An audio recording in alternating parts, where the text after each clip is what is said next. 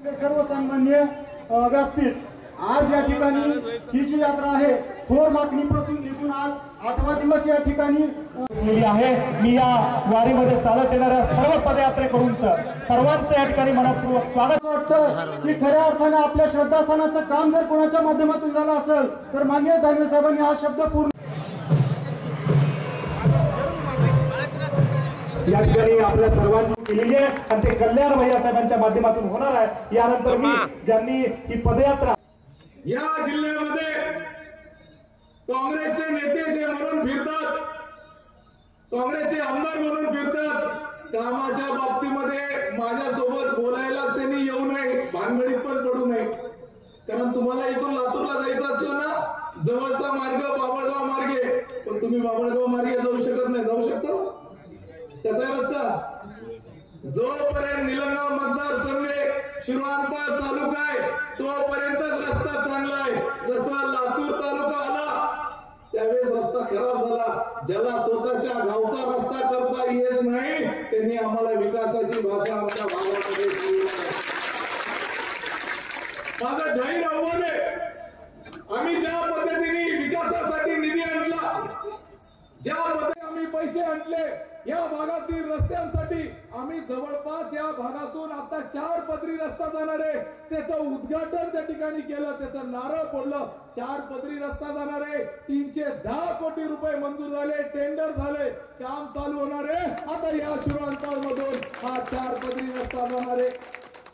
अहो काँग्रेसचे आमदार किमान बाबळगाव मध्ये सिंगल पदरी तरी रस्ता करा आणि मग आमच्या सोबत बोलायला या। आम्ही रस्त्याच्या पुढे गेलोय, आम्ही रेल्वे आणतोय आणि निश्चितपणे दादा इथली लढाई ना ही इथं स्थानिक मधील लढाई नाहीये।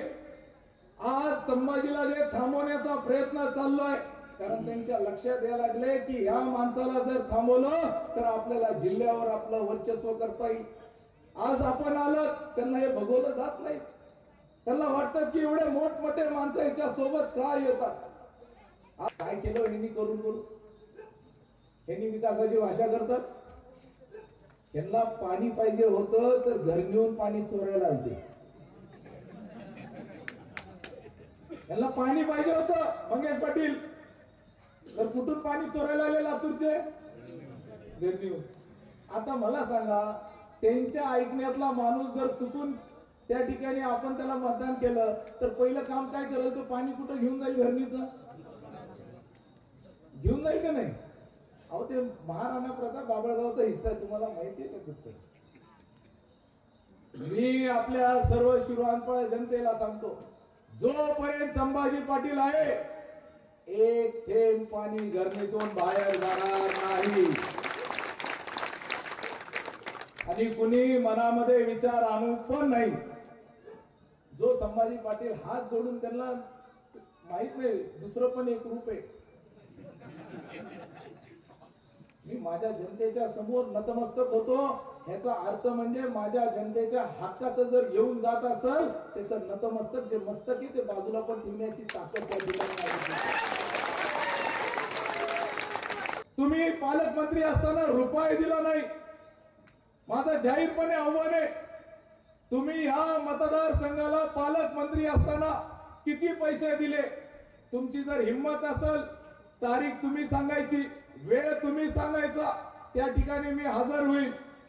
जेवढा आम्ही दिला ना तुमच्या गावाला भरभरून, त्याच्यात 1% देखील पैसा तुम्ही दिला नाही। आणि या 2.5 वर्षामध्ये तुमचा एकंदरीत विकास, तुम्ही 10 वर्षामध्ये जेवढे पैसे आणले त्या पैसे आमच्या शिरवानपार माझ्या मतदारसंघ सोडा, माझ्या ह्या शिरवानपार शहरा एवढे पण पैसे त्यांनी त्यांच्या मतदारसंघाला आणले नाहीत, हे जरी त्यांच्या लक्षात येईल।